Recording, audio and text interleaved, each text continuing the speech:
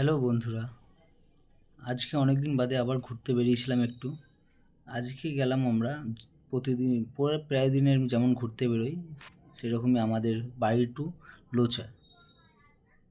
যাওয়ার সময় এই মন্দিরটার পাশে যে চায়ের দোকানটা আছে, ভদ্রেশ্বর কাকা চায়ের দোকান, থাকে শেওড়াফুলিতে নাম রেখেছে ভদ্রেশ্বর। তাই আসো এই চায়ের দোকানটা একবার দেখাই। দারুণ চা পাওয়া যায়।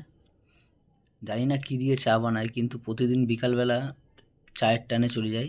এই আমাদের ভদ্রেশ্বর কাকা, হাতে জাদু আছে। কাকে যেন একটা চা দিচ্ছে, নিচে নেওয়ার ইচ্ছা নেই তাও জোর করে দিচ্ছে। গরমে ক্লান্ত হয়ে গেছে লোকটা, বসে বসে কী ভাবছে কে জানে। তারপর আবার চা খেয়ে বেরিয়ে পড়লাম আমরা চিন্ময়দার গাড়ি করে। যাওয়ার আগে দেখি এই পাইপগুলো কিসের, আদৌ বুঝতে পারলাম না। দেখলাম এখানে এসে শেষ হয়ে গেছে। কি একজন বললো নাকি ডাইরেক্ট গ্যাসের লাইন নাকি ভদ্রেশ্বর কাকার চায়ের দোকানে ঢোকাবে, তাই পাইপ ফেলেছে সরকার। যাই হোক, তারপরে আবার বেরিয়ে পড়লাম আমাদের দিল্লি রোডের পুরনো ব্রিজ দিয়ে। পাশে দেখলাম প্রচুর গাছ। এই দেখো সেই পুরনো ব্রিজ, সোজা রেল লাইন চলে গেছে পৃথিবীর কোন বাইরে জানি না।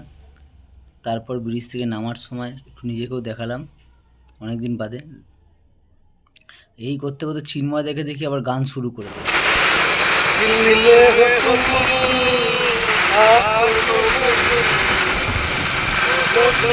মনে ফুরফুরে মেজাজ নিয়ে বেশ ভালোই আছে লোকটা। যাই হোক, আবার এগিয়ে গেলাম সেই আমাদের লোচা যাওয়ার রাস্তায়। দুধারে দেখতে পাচ্ছ গাছ কেটে পরিষ্কার করে দিয়েছে, 2-4টে গাছ আছে। রাস্তার মাঝখানে ফাটল ধরেছে। এবার ভালো রোডে উঠে পড়লাম সামনেই কি। তারপরে এই দেখছো রাস্তাটা, এইটা তো তোমরা সবাই চেনো, লোচা ঢোকার আগের রাস্তা। দুধারে সবুজ বন, যেটায় ঢুকলে মন প্রাণ সব ভরে যায়, শান্তি হয়ে যায়। যত মনের সারাদিনের কাজের পর কষ্ট থাকে সব মিলিয়ে যায় এখানে এলে।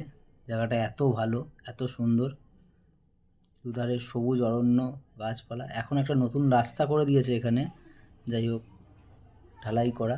আগে আরও ভালো ছিল, চারদিকে সবুজ। মন বিকালবেলা এসো সবারই খুব ভালো লাগবে এই জায়গায় এলে। যেমন প্রকৃতির দৃশ্য তেমন জায়গাটা সুন্দর, হাওয়া ফাওয়া দেয়। যাই হোক, দুজন দেখলাম কি করছে কে জানে, বুঝতে পারলাম না। যাই হোক, যেতে যেতে আমাদের গাড়িটা একটু কেমন যেন ঘটঘট ঘটঘট করছিলো, সেটা শোনালাম না। যাই হোক, আর গেলাম না, ওখানে দাঁড়িয়ে পড়লাম। গাড়িটাকে একটু এদিক ওদিক দেখলাম, চিন্ময়দের গাড়িটা দেখলাম হাঁপিয়ে গেছে হয়তো, তাই দাঁড়িয়ে পড়েছে। আমরা ভাবলাম আমরাও দাঁড়িয়ে পড়ি, তাই এখানে দাঁড়িয়ে একটু প্রকৃতির দৃশ্য দেখি।